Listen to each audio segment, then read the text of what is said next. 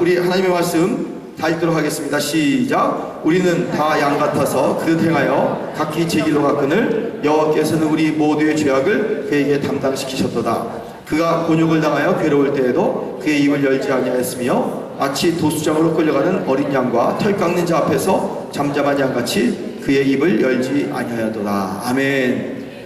우리 윤전선 선생님은 거의 많은 분들이 알고 계세요. 우리 교회 참 우리 교회와 관계가 많으시고 특별히 브라질에 오셔서 저희 교회를 많이 축복해 주신 분이십니다.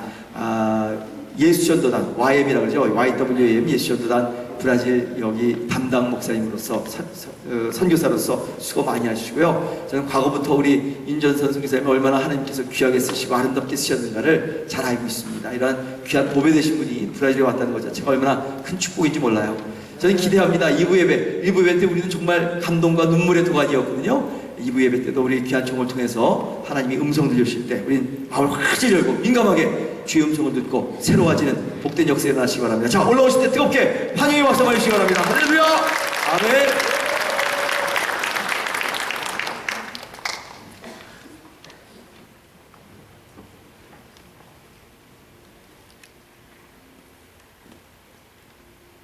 잠시 기도하겠습니다. 사랑하는 주님 감사합니다. 오늘 주님이 사랑하시고 기름 부으시고 사용하시는 귀한 교회, 장차 주님의 신부될 동양선교교회, 하나님 이 귀한 교회에 주님의 마음을 나눌 수 있게 기회를 주신 것 감사합니다.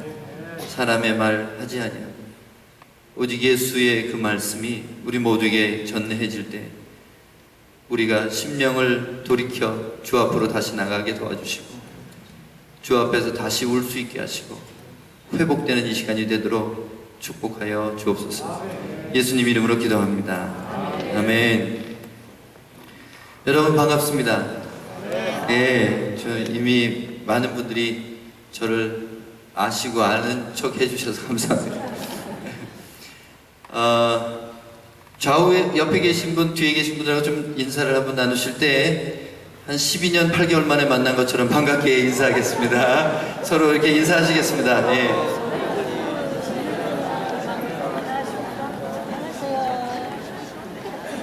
감사합니다. 이렇게 오버해가지고 이렇게 해주신 분들 협조 감사드립니다.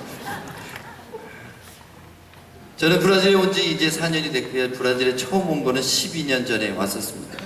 그 처음 와서 제가 숙소를 제공받은 데가 바로 동양선교교회입니다. 그 12년 동안 이 교회가 얼마나 하나님의 나라를 적극적으로 선포하고 사랑이 많고 또 하나님이 일하고 계신 교회인지를 다 지켜봐 왔습니다. 4년 전엔 여기로 파송받아서 왔는데 캐나다 YWM과 국제 신학과 교회 협의회가 있어요. 거기서 또 파송을 받아서 파송 선교사로 나왔습니다. 그래서 이제 4년이 됐는데 2년 동안 매일매일 이 땅을 위해서 하나님 앞에 눈물을 흘렸습니다. 그리고 나서 저희 간사님들이 11명이 풀타임 간사가 함께 사역하고 있고요. 자녀들이 6명입니다. 6명의 그 간사 자녀들이 있고, 그리고 파트타임 선교사 동역하시는 분이 한 10명 있고, 그래서 제법 선교 베이스의 그 모양은 갖춰가고 있습니다. 뭐 건물은 없지만 여기 현지 브라질 YM 베이스하고 그 연결해서 그쪽 베이스 건물을 사용하고 5개월간 합숙해서 훈련하는 예수제자 훈련학교 DTS를 지금 하고 있고요.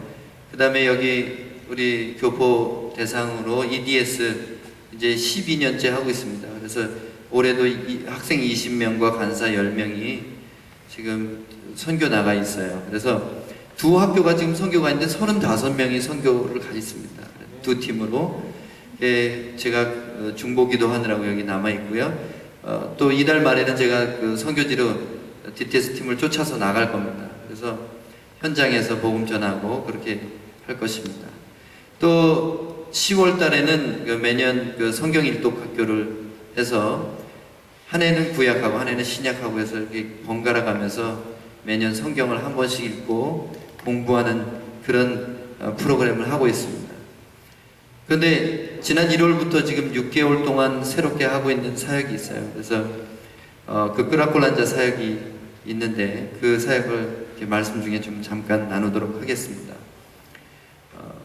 오늘 설교 제목은 양이 목자 되다 라는 제목으로 잡아봤습니다. 오늘 본문의 말씀은 이사야 53장 6절과 7절인데요. 성경책은 66권으로 되어 있습니다. 이사야서는 66장으로 되어 있습니다. 성경의 구약은 사람들의 범죄와 심판과 하나님 주신 율법에 관한 이 내용이 들어있습니다. 이사야서 39장까지는 이스라엘 백성들의 타락과 우상숭배와 심판에 관한 이야기입니다. 그리고 그 뒤에 27장은 회복에 대한 메시지입니다. 40장부터 신약 성경처럼 말씀이죠. 그리고 이사야 66장은 새 하늘과 새 땅을 이야기합니다. 그런데 성경책의 66번째 책은 새 하늘과 새 땅을 말하고 있습니다. 참 재밌죠? 이사야서는 성경 속의 성경입니다. 왜 그러냐면 메시아에 관한 예언이 가장 직접적으로 많이 나와 있기 때문이기도 합니다. 사과를 반으로 쪼개면 중간에 씨가 나오잖아요. 성경을 반쯤 가르면 이사야서가 나옵니다. 거기에서도 제일 중요한 부분이 고난받는 종의 노래라는 부분입니다. 이사야서 40장부터 55장까지는 별명이 있어요. 바로 고난받는 여호와의 종이라는 별칭으로 칭합니다. 이사야서는 시로 돼 있거든요. 그 시구로 돼 있어가지고 반복도 있고 은유도 있고요, 풍유법도 있고 여러 가지 문학적인 수사법을 사용합니다. 그런데 그 성경 중에 성경 속에서 가장 빛나는 고난받는 여호와의 종의 이야기 중에서도 가장 빛나는 곳이 53장입니다. 여러분 잘 아시고 암송하시고 읽으시는 분들 많으시죠? 근데 그 중에서도 6절과 7절에는 놀라운 비밀이 담겨 있습니다. 6절에도 양이 나오고 7절에도 양이 등장합니다. 6절에 보니까 우리는 다 양 같아서 그릇 행하여 각기 제 길로 갔다고 이렇게 우리를 양에 비유하셨습니다. 그런데 7절에도 양이 나옵니다. 근데 이 양은 각기 제 갈 길로 가버린 말 안 듣는 양이 아닙니다. 이 양은 도수장으로 끌려갈 때도 잠잠한 어린 양이었고 털 깎는 자 앞에서도 잠잠한 양이셨습니다. 왜 예수님을 양이라고 이렇게 비유를 하셨을까요? 성경이 왜 6절과 7절에 이렇게 두 양을 비교해서 얘기했을까요? 예수님이야말로 하나님이시지만 우리와 같게 되셔서 성육신하셔서 이 세상에 오셨습니다. 그래서 예수님은 원래 하나님의 양이 아닙니다. 하나님과 동등되신 분이십니다. 제2위 성자로서 하나님 아버지와 동일하신 분이십니다. 그런데 그렇게 하실 필요가 없는 분이 스스로 자기를 낮추시고 겸손을 취하셔서 빌립보서 2장 7절 말씀대로 자기를 비워 종의 형체를 가지사 사람들과 같이 되었고 죽기까지 복종하셨다고 그렇게 성경이 말하고 있습니다. 예수님은 우리에게 하나님의 진정한 소유, 하나님의 양이 되려면 어떻게 해야 되는지 친히 자기 스스로 양이 되셔서 본을 보여주신 것입니다. 제가 갈 길로 가버린 양들에게 목자에게로 돌아가는 길을 보여주시고 열어주신 것입니다. 여러분, 성경은 예수님의 종말론적인 운명에 대해서 말하고 있습니다. 이게 무슨 의미냐면 예수님께서는 마지막에 어떤 모습으로 우리에게 나타나시는가. 물론 여러분은 잘 알고 계시지만 예수님은 왕의 왕이시고 또 교회의 신부가 되셔서 재림을 하실 것입니다. 그런데 계시록 5장에는 이렇게 표현하고 있습니다. 큰 음성으로 이르되 죽임을 당하신 어린 양은 능력과 부와 지혜와 힘과 존귀와 영광과 찬송을 받으시기에 합당하도다 하더라. 천군과 천사들이 보좌 앞에서 이렇게 예수님을 호칭하고 있습니다. 죽임을 당하신 어린 양이라고 말하고 있습니다. 그런데 두 장이 지나가 보니까 7장 17절에는 이렇게 그 얘기를 하고 있습니다. 이는 보좌 가운데 계신 어린 양이 그들의 목자가 되사 생명수샘으로 인도하시고 하나님께서 그들의 눈에서 모든 눈물을 씻어주실 것입니다. 그 어린 양이 목자가 되셨습니다. 참 재밌죠? 양은 양이고 목자는 목자인데 목자가 된 양 이야기가 여기 있습니다. 그래서 예수님의 종말론적인 두 이름은 하나님의 죽임당한 어린 양이요 우리들의 목자가 되신다는 것입니다. 그러면 우리의 본이 되신 예수님이 양으로서 어떤 일을 하셨는가? 예수님은 오늘 본문에 말하는 것처럼 양으로서 두 가지 일을 행하셨습니다. 하나는 털 깎는 자 앞에서 잠잠하신 것입니다. 또 하나는 도살장으로 끌려가는데 어린 양처럼 잠잠하신 것입니다. 사실 이것이 시이기 때문에 어떤 반복 구절이라고 생각할 수도 있겠지만 저는 이것을 묵상하면서 좀 다르게 생각해 봤습니다. 양털 깎는 걸 혹시 보셨는지 모르겠습니다. 저는 이제 선교지를 다니면서 여러 번 양털을 깎는 걸 봤습니다. 양털 깎는 것은 애견센터에 강아지를 맡겨가지고 털을 다듬는 것과는 좀 다릅니다. 완전히 빨간 살이 나올 때까지 면도시키는 겁니다. 다 깎는 1mm도 안 남기고 싹 벗기는 거예요. 그래서 털 깎은 양을 보면 이상해요. 고기 덩어리가 돌아다니는 것 같아요. 양의 털을 깎는다는 것은 완전히 발가벗긴다는 것입니다.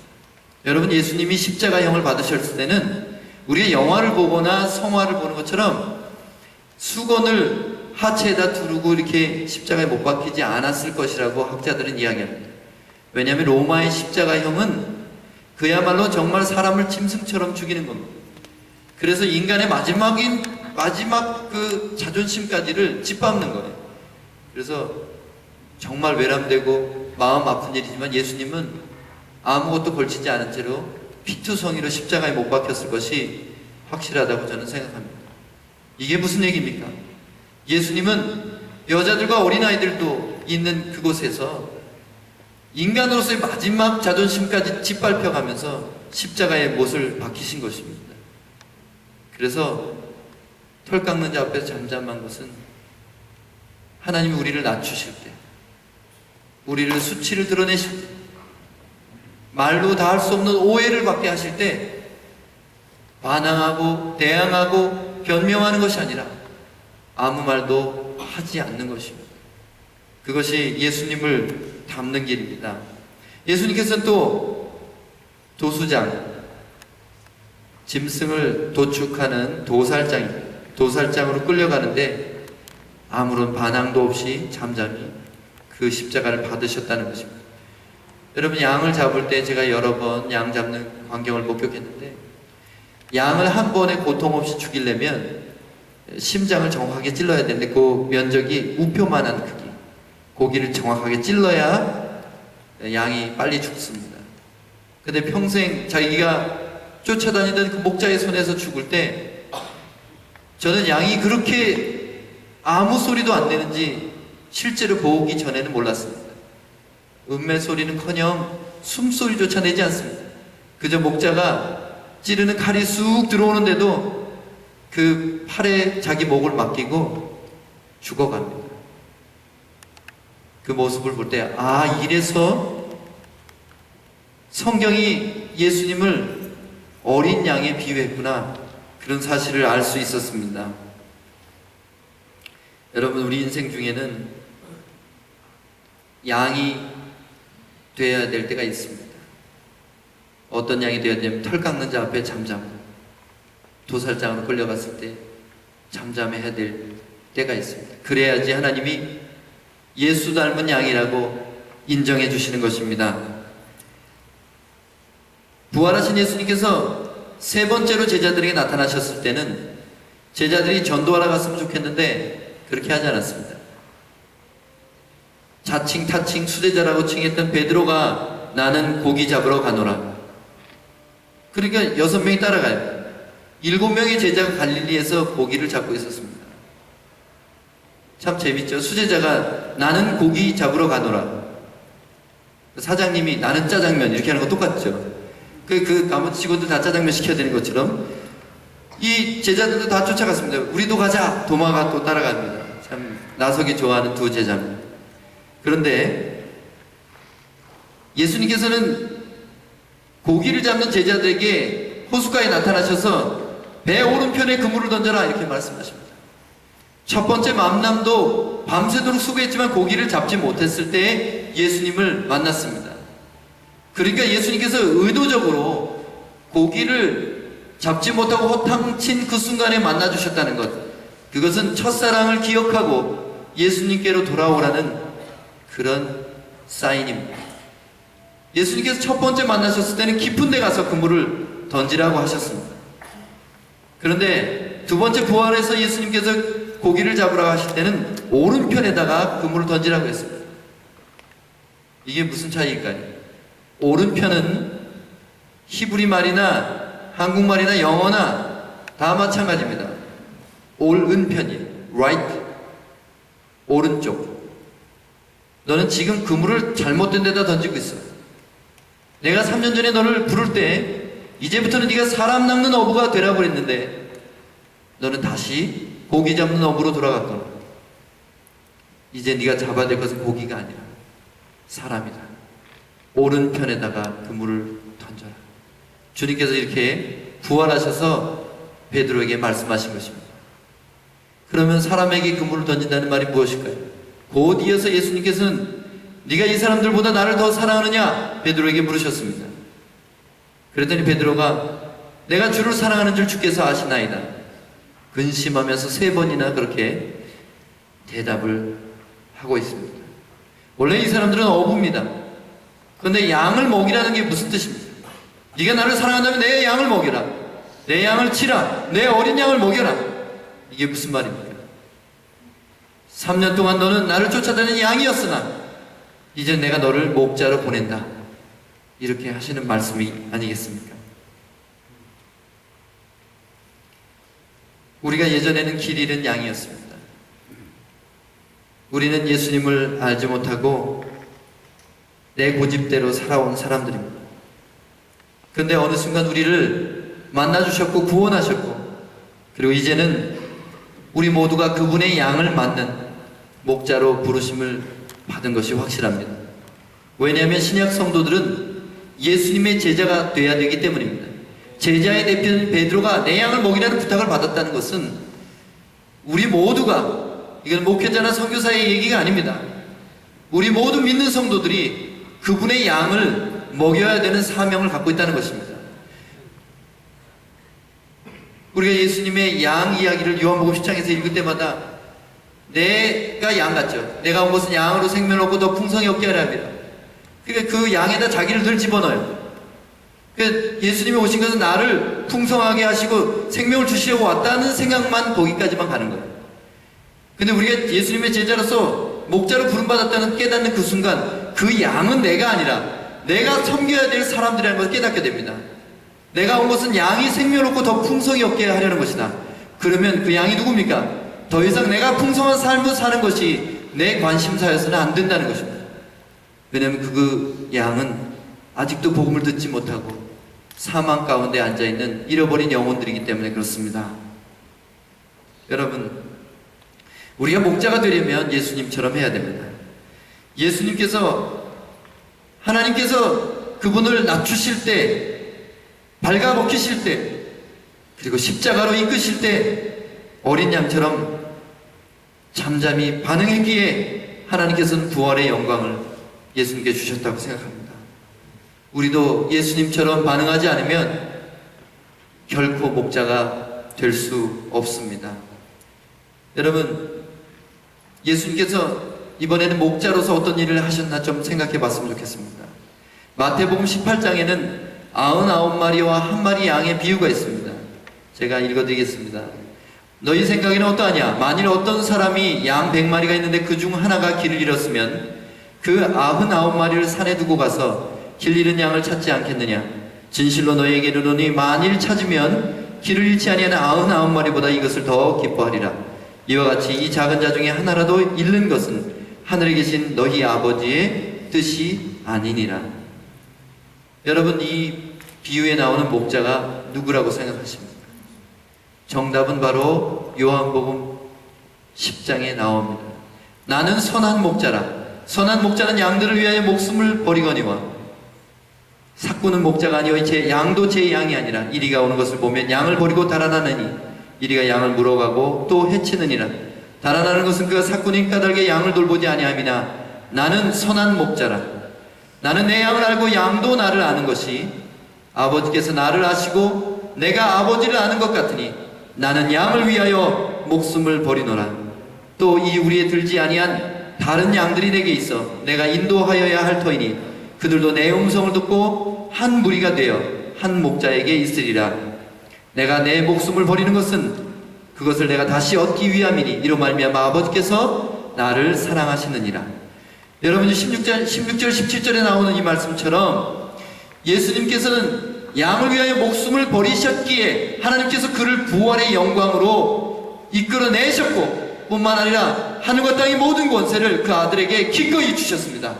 아무에게나 이런 영광을 주시는 것이 아니라 양을 위하여 목숨을 거는 목자의 심정을 가진 자에게만 하나님 부활을 선물로 허락하시고 뿐만 아니라 권세를 주신다는 것입니다. 하나님께 사랑받기 원하시죠? 여러분, 우리 모두의 소원입니다. 전능하시고 영존하시고 지금도 온 우주를 통치하시는 그 하나님의 사랑을 우리가 받고 싶습니다. 근데 사랑은 받고 싶은데 사랑받을 만한 짓을 하진 않습니다. 예수님께서 이런 말씀하셨습니다. 너희가 아브라함의 자손이면 아브라함의 행사를 할 것이었네. 바리새인들이 그 말씀하셨죠. 우리는 복 받는 것을 참 좋아합니다. 우리 민족 옛날부터 참 기복적인 신앙을 가지고 있었어요. 아니요, 우리 민족뿐이 아니라 전 세계 모든 민족이 건강 장수, 돈 잘 버는 거, 명예가 높아지는 것을 싫어할 사람은 아무도 없습니다. 그런데 그런 시시한 것이 우리의 신앙의 목적이라면 우리는 뭔가 크게 잘못 알고 있는 것입니다. 예수의 복음은 그런 것이 아닙니다. 예수의 피 묻은 복음은, 십자가 복음은 기껏 이 짧은 인생에서 잘 먹고 잘 사는 것이 복음이라면 우리는 꼭 기독교를 믿지 않아도 많은 다른 종교들이 그 축복을 약속하고 있기 때문에 별로 상관이 없다고 생각합니다. 그러나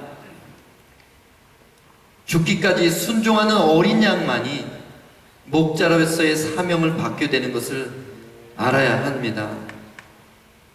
죽임당하신 하나님의 어린 양이면서 동시에 선한 목자가 되신 예수님, 죽기까지 순종하면 양은 목자가 된다는 비밀을 이 성경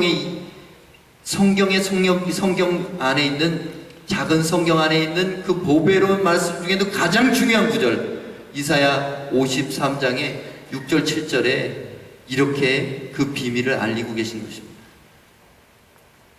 주님께서 우리를 발가벗기실 때 저항하지 말아야 됩니다. 우리의 자존심을 꺾으실 때, 우리를 사람들 앞에서 부끄럽게 만드시고 오해받게 하시고 우리를 모욕당하게 하실 때 재물이 살아서 날뛰면 그 재물이 될 수 없습니다. 목을 자르고 내장을 뽑아내고 사지를 잘랐는데 그 양이 움직이면 재물이 될 수 없습니다. 우린 예수님처럼 때때로 우리를 벌거벗기실 때, 주님 앞에 나갈 때만 또 벌거벗어야 되지만 또 우리 인생 살면서 우리가 모든 것을 잃어버릴 때가 있습니다. 그럴 때 우리는 잠잠히 하나님의 손길을 기다려야 된다는 것입니다. 또한 우리는 목자로서 양을 위하여 목숨을 걸 수 있어야 할 것입니다. 예수님처럼 목자의 사명을 받고 잃어버린 영혼을 찾으러 떠나는 그 일이 우리 안에 일어나야 한다는 것입니다. 예수님은 하나님께는 완전한 양이셨고 사람들에게는 완전한 목자이셨습니다. 하나님께 죽임당하신 어린 양으로서 자신을 제물로 드려 죄값을 다 치러주셨을 뿐 아니라 목자로서는 우리 죄를 대신하여 지금도 보좌 우편에서 눈물을 흘리며 기도하실 것이 분명합니다. 성경이 예수님이 그렇게 하신다고 말하고 있기 때문입니다.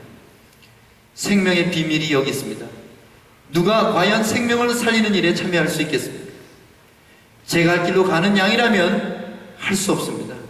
교회에 나와도 여전히 제 갈 길로 가는 양들이 너무나 많은 시대입니다. 교회에 출석하는 것이 구원을 보장할 수 없습니다. 예수를 입으로 주여 주여 한다고 구원받지 못한다고 예수님께서도 직접 복음서에서 말씀하고 계십니다. 나더러 주여 주여 하는 자마다 천국에 가는 것이 아니라 오직 하늘에 계신 내 아버지의 뜻대로 하는 자라야 천국에 들어가리라 말씀하셨습니다. 또한 사꾼으로서는 불가능합니다. 우리가 주의 이름으로 선지자 노릇을 하고 귀신을 내어쫓고 많은 능력을 행치 아니하였나이까. 내가 너희를 도무지 알지 못한다. 불법을 행하는 자라 나를 떠나갈지어다. 예수님께서는 사꾼, 하나님의 종이라고 이름하면서, 예수님의 제자라고 이름하면서, 심지어는 능력까지도 행하면서 하나님의 법이 아니라 불법을 따르는 자들을 외면하시고 모른다고 하실 것입니다. 이게 무슨 말입니까? 우리는 목자가 이끄는 대로만 살아야 되고, 그렇게 양이 되어야 하고 선한 목자가 되어야 된다는 것입니다. 그래야 비로소 하나님께서 우리에게 예수의 길을 보여주실 것입니다. 여러분, 우리가 예수의 길을 갈 수 있는 자격이 있기 위해서는 반드시 우리는 양으로서 죽는 그 순간을 통과해야 된다는 것입니다. 그래야 비로소 우리는 예수의 길을 따르는 참 제자가 된다는 것입니다. 제가 6개월 전부터 시작한 끄라꼴란자 사역을 조금 나눠드리겠습니다. 지금까지 매주 400명을 주일 저녁에 식사를 대접합니다. 그리고 말씀을 나누고 찬양하고 기도 사역을 합니다. 그러면서 6개월 동안에 어떤 사람들은 마약을 끊고 제가 기타를 선물했거든요. 그 기타 선물 받은 형제가 제게 기도보다는 성령을 받았어요. 이 친구가 완전히 마약을 끊고 끄라꼴란자를 이제는 떠났고요. 교회 찬양 인도자가 되었습니다. 찬양의 은사가 아주 많더라고요. 사역을 끝나고 몇 주 전에 저를 만났습니다. 근데 저보다 옷을 더 깨끗하게 입고 새 안경을 쓰고 향수 냄새가 나죠. 그래서 목사님, 하나님 저에게 집을 주셨어요. 이렇게 말하는 거예요. 그래서 제 아내와 둘이 새 집에 살아요. 하나님께서 제게 교회의 찬양을 맡을 수 있게 도와주셨습니다. 마르쿠스라는 이 형제님 때문에 제가 얼마나 기쁜지 모르겠어요. 그 형제님이 제게 반지를 하나 무슨 구리 반지인지 뭐 하나를 주셨는데, 그 형제가 준 그 반지가 꼭 요셉의 인장 반지 같이 느껴지는 거예요. 가뭄 때 사람들을 먹일 수 있는 바로의 그 명령을 내릴 수 있는, 그래서 그 반지를 저는 굉장히 좋아합니다. 아주 가치는 없는 반지인데 하나님께서 매주 기도받으면서 병나는 사람이 나오게 하십니다. 매주 설교를 듣고 울면서 집에 돌아가겠다고 차비를 달라는 사람들이 나오게 하십니다. 제가 매주 가면서 옷가지를 한 1000여 벌 갖다가 주고 담요를 한 1000장을 사다가 줬습니다. 그리고 다음 달부터는 아마 500명씩 먹일 수 있을 것 같아요. 하나님께서 뜻을 세우고 기도하니까 돕는 자들을 붙여주십니다. 한국에서, 미국에서, 또 여기 브라질에서, 특별히 동양선교교회에서 이 사역에 동참하시는 분이 계십니다. 제가 얼마나 눈물겹게 감사한지 모르겠어요. 저는 이제 제가 잠바가 몇 개 안 남았어요. 거의 없습니다. 맨날 갈 때마다 벗어져가지고 벗어주지 않을 수가 없어요. 제가 늘 비가 오는 날이면 밖에 나가서 하늘을 쳐다봅니다. 또 특별히 추우면서 비 오는 날은 거기 보면 여자들, 어린아이들, 특별히 임산부들이 제일 걱정이 됩니다. 제가 어느 주에 비 오는 날, 비가 막 퍼붓는 그날에 역시 예배 드리러 갔었습니다. 갔는데 나시만 입고 배가 이렇게 나왔어요. 이게 짧아가지고 또 옷도 배를, 임신한 배를 내밀고 그 다음 슬리퍼만 신은 그 여자가 덜덜 떨고 이제 음식을 받으러 왔는데 제가 기도해주면서 너무 많이 울었습니다. 왜냐면 열이 나는데 뭐 줄 게 없는 거예요. 그래서 담요를 시작했어요. 또 그 사람들이 그 담요를 하루 쓰고 더우면 버릴 수도 있습니다. 그럴지라도 주고 싶어요. 제가 크라콜란드 사역을 하면서 너무 많이 주님의 마음을 알게 됐습니다. 많이 울게 됐고요. 다리가 총에 맞아서 골마가 썩어서 치료를 못 받은 사람, 또 목에다가 유리병을 이렇게 꽂고 와가지고 기도해달라는 사람도 있고요. 어떤 사람들 폐결핵에 걸렸는데 옷이 없어가지고 덜덜 떠는 사람. 하나님께서 21년차 선교사인 저를 이 브라질 땅에 와서 가장 많이 울게 하고 계십니다. 오늘 저녁에도 6시 반이면 어김없이 갈 겁니다. 오늘도 말씀을 기다리는 사람들이 거기 있을 것입니다. 또 어떤 사람들은 음식을 기다리겠죠.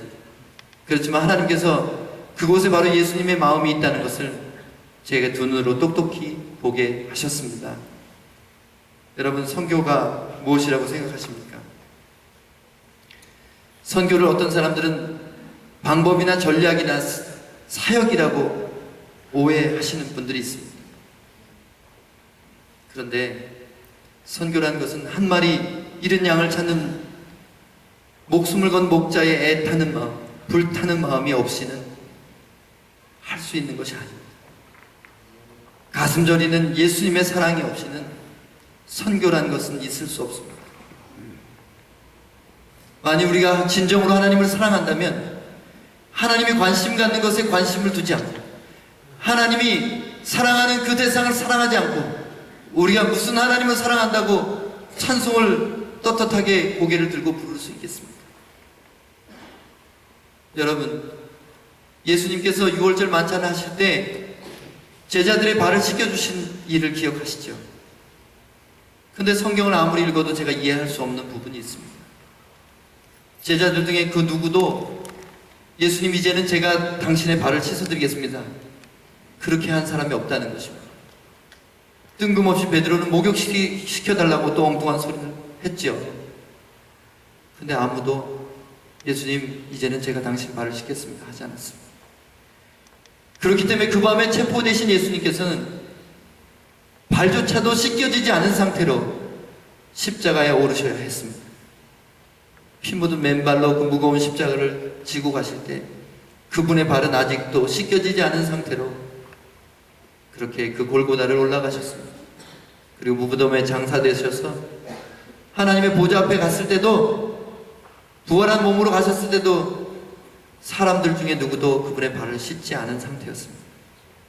왜 그렇게 발조차 씻겨지지 않고 부활하시고 승천하셨을까요? 이 땅에 예수님의 발을 씻고 싶어하는 사람들에게 기회를 주시기 위해서 그렇습니다. 여기 있는 내 형제 중에 지극히 작은 자 하나에게 한 것이 곧 내게 한 것이다. 이 땅에 지극히 작은 자라고 생각되는 소외된 사람들의 발을 씻기는 일은 바로 예수님의 발을 씻기는 일이기 때문에 그렇습니다. 그분들의 골문 발을 어루만지면서 제가 하나도 더러운 생각이 안 듭니다. 저는 크라콜란드 가면 거기 1200명이 살거든요. 거기서 무슨 일이든 다 일어날 수 있습니다. 말씀 전할 때 총 가지고 설치는 사람, 칼 가지고 오는 사람 다 있어요. 근데 말씀 듣고 사람들이 말씀을 기다리게 됐습니다. 여러분, 그들의 골마 터진 발을 붙잡고 눈물을 흘리고 기도할 때 예수님이 웃는 얼굴이 보이는 것 같습니다. 네가 내 발을 씻겼구나, 고맙다, 이런 말씀을 꼭 귓전에다가 하시는 것 같아서 제가 그 사역을 너무너무 사랑합니다. 앞으로 어떻게 될지 모르겠습니다만은 하나님께서 시작하신 일은 하나님께서 반드시 열매를 볼 때까지 일하신다고 믿습니다. 어느 날 갑자기 하나님이 꿈에 나타나서 내가 네게 이런저런 위대한 사역을 주겠노라고 그렇게 우리를 부르시는 일은 극히 드뭅니다. 사역은 먼저 눈을 열어서 사람들을 보게 하시고, 그리고 예수님의 마음으로 울게 하시고, 그리고 어떻게 도울까 고민하고 기도하게 하십니다. 날씨가 별로 상관이 없던 사람이 날만 찌푸둥하면은 걱정이 됩니다. 오늘은 덮고 잘 이불이 있는지, 오늘은 먹을 양식이 있는지가 궁금해집니다. 그리고 괜히 그 길로 안 가도 되는데 꼭 돌아가는 거예요. 한 번씩 보고 기도하고, 그리고 잠들어 있는 사람들 보면 담요를 다시 덮어주기도 하고, 꼭 내 자식들처럼 어루만지게 됩니다.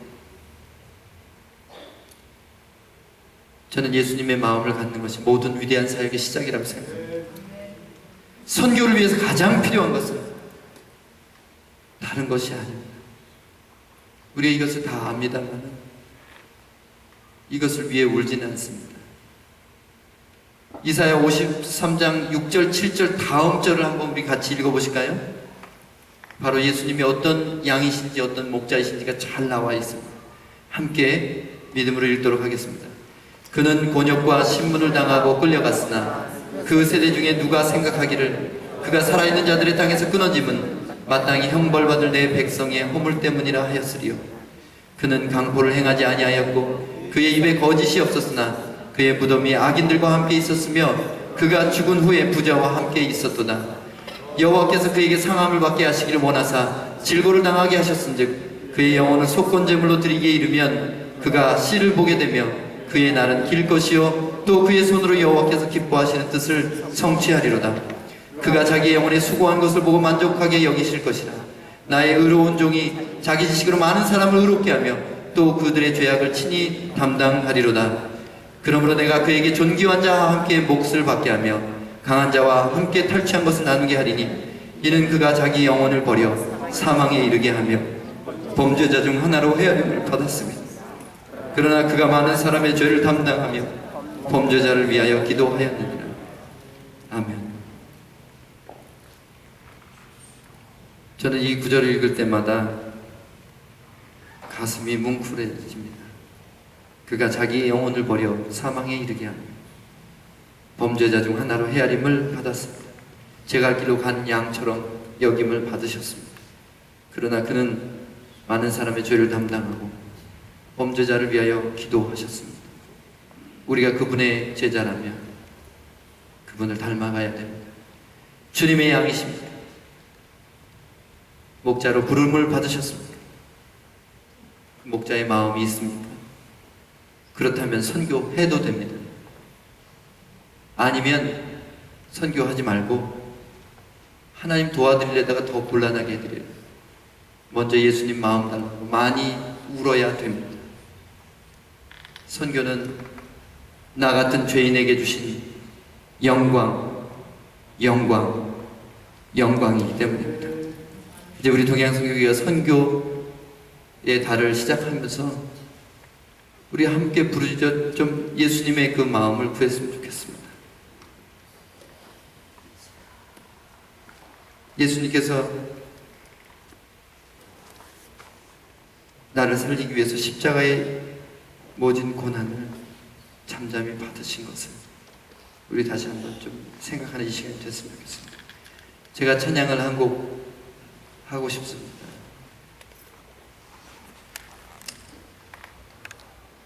제가 이 곡을 참 좋아하는데요. 소원이라는 곡입니다. 정말 예수님처럼 그렇게 높은 길로 가고 싶다는 마음으로 믿음의 고백으로 찬양을 올려드리겠습니다. 삶의 작은 일에도 그 마음을 알기 원하네. 그 좁은 길로 가기 원해.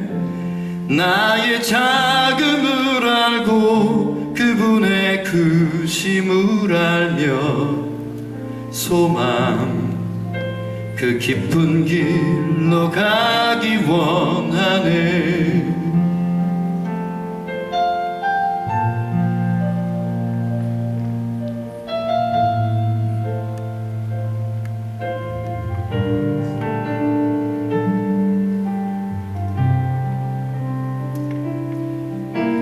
저 높이 솟은 산이 되기보다 여기 오름직한 동산이 되길. 내 가는 길만 비추기보다는 누군가의 길을 비춰준다면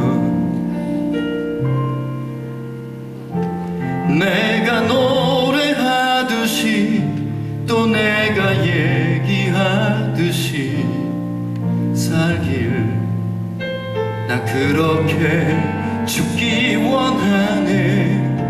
삶의 한 절이라도 그분을 닮기 원하네. 사랑 그 높은 길로 가기 원하네. 여러분, 그렇습니다. 제게는 인생에 남은 마지막 가장 높은 소원이 있습니다. 나이는 별로 안 됐습니다. 이제 갓 50이 됐는데, 이제 남은 인생 가운데 명예도 싫고 부도 관심 없습니다. 제 이름이 알려지는 것도 상관없고 사역이 커지는 것도 소용없습니다. 그런데 그 나사렛 목수의 부드러운 눈빛처럼, 그의 구멍난 손처럼 그들의 아끼는 양을 어루만질 수 있다면, 그리고 그분의 심장으로 그들을 안아줄 수 있다면, 단 하루라도 내 인생에서 예수님의 온전한 모습이 드러날 수 있다면, 저는 그날 저를 데려가셔도 상관없습니다. 예수님을 닮는 것이 인생의 가장 큰 목적이 되었습니다. 여러분 어떠십니까? 여러분 예수님 닮고 싶으세요? 그렇다면 잠잠해야 됩니다. 사람 앞에 잠잠하고 하나님 앞에 울 수 있어요. 우리를 죽이는 자리까지 끌고 가신다 해도 그분이 부탁하신 잃어버린 양 한 마리를 찾기 위하여 교회가 생명을 내걸고 나서지 않으면 안 됩니다. 교회의 존재 목적은 바로 그분의 눈물로 남아있는 잃어버린 양들이기 때문에 더 이상 99마리가 있는 안전지대에 머물려고 하지 마세요. 교회는 흩어져야 됩니다. 흩어지지 않을 때 핍박이 오고 시련이 오고 환란이 오는 것입니다. 그렇게라도 해서 복음이 전해지게 하기 위해서 우리 동양선교회는 선교하는 교회인지 압니다. 근데 이제 그 선교 위에 가장 중요한 건 예수의 마음을 받는 교회가 되었으면 좋겠습니다. 그래서 선교를 예수의 심장 가지고, 우리가 언어가 되지 않고 재정이 많지 않고 사람의 숫자가 부족하다 할지라도 우리가 할 수 있는 최선을 다해 예수님의 발을 씻는 교회가 되었으면 좋겠습니다. 저 높이 솟은 산이 되기보다 여기 오름직한 동산이 되길, 내 가는 길만 비추기보다는 누군가의 길을 비춰준다면, 우리 함께 찬양하시겠습니다. 내가 노래하듯이, 내가 노래하듯이 또 내가 얘기하듯이 살길, 난 그렇게 죽기 원하네. 삶의 한 절이라도 그분을 닮기 원하네. 사랑 그 높은 길로 가기 원하네. 그 좁은 길로 가기 원하네. 그 깊은 길로 가기 원하네.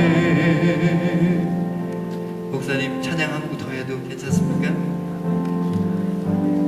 아버지, 당신의 마음이 있는 곳에 나의 마음이 있기를 원해요. 아버지, 당신의 눈물이 고인 곳에 나의 눈물이 고이길 원해요. 우리 함께 찬양하겠습니다.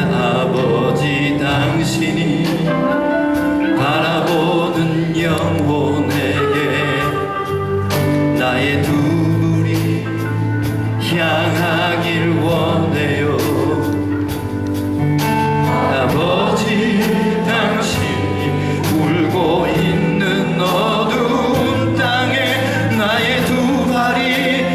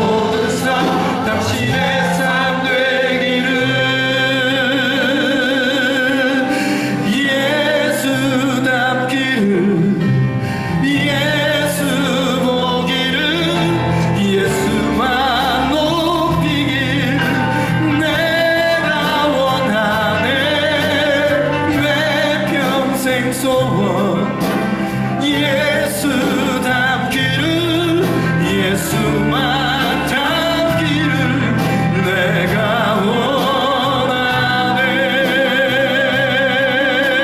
예수 닮기를 예수 보기를 예수만 높이길 내가 원하네 내 평생 소원 예수 닮기를 예수만 닮기를 내가 원하네.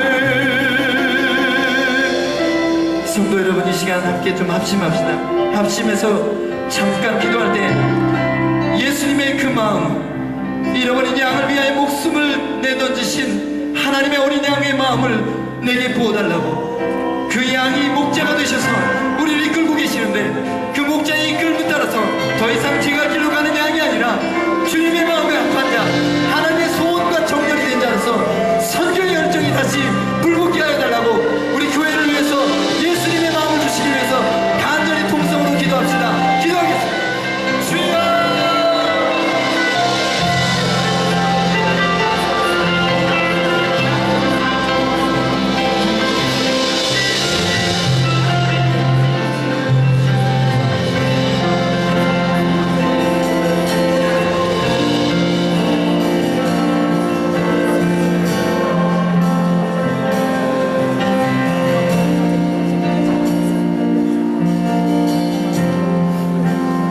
사랑하는 주님, 지금까지 우리는 우리 고집대로 제 갈 길로 가는 양이었습니다. 또는 사꾼 같은 목자들로 하나님이 아닌 다른 것을 욕심내며 살아왔습니다. 이제는 고집스러운 그 옛사람이 죽고 재물이 된 어린 양처럼 복종하며 살게 하시고 양을 위해 목숨을 버리는 선한 목자가 되어서 살게 하여 주기 간절히 기도합니다. 예수님처럼 생명을 버려 남을 위해 사는 인생, 하나님께 복종하려 십자가를 기꺼이 받는 인생, 그 높은 길로 갈 수 있게 도와주시옵소서. 우리 동양선교교회가 그렇게 되게 하여 주옵소서. 예수님 이름으로 간절히 기도하옵나이다. 우리 그 자리에서 잠깐 1분 동안만 손 뻗고 기도합니다. 사랑하는 윤전선 선교사님, 이 귀한 브라질을 축복하러 오셨고 하나님의 놀라운 은총이 저가 가는 곳마다 끄락골란 자의 YM의 사역에 저의 기도자에게 임하게 달라고 다 함께 통성으로 기도하시겠습니다. 오 주님, 사랑하는 귀한 주의 하늘의 문을 여시사 놀라운 은총과 사랑으로 능력으로 함께하여 주시고 주님 성경의 말씀, 진리, 놀라운 하나님의 능력으로 저가 가는 곳마다 잃어버린 영혼들이, 병든 영혼들이, 가난한 영혼들이, 중독된 영혼들이 자유함을 받게 하시고 생명을 얻게 하시며 하나님의 나라의 하나님의 복음이 편만하게 이 땅에 펼쳐지는데 귀한 종을 사용하여 주시고 종의 건강과 가정과 모든 사역에 기름 부어주시고 하나님의 영광만, 오로지 하나님의 영광만 드리는 예수의 마음을 닮은 귀한 종이 되도록, 귀한 목자가 되도록 주여 축복하여 주시옵소서. 주님, 우리가 동행하게 하심을 감사합니다. 함께 동행하게 하심을 감사합니다. 이 축복 기권과 이 은총을 감사합니다. 주여 손에 손을 잡고 주의 다시 오시기를 예배하며 그 영원한 영광의 날을 위해서 함께 나가도록 은총 베풀어 주시옵소서. 귀한 종을 우리에게 허락하심을 감사드립니다. 주님, 우리의 윤전선 선교사님의 아름다운 축복, 사역, 말씀, 오늘 이 귀한 함께 하심을 통해서 주께서 영광 받아주시고 우리에게 큰 은혜 베풀어 주심을 감사합니다. 주여 귀한 종을 통해서 놀라운 하나님 나라의 사역 계속 편면하게 펼쳐지도록 역사하여 주시옵소서. 예수의 이름으로 간절히 축복하고 기도합니다. 아멘. 감사합니다.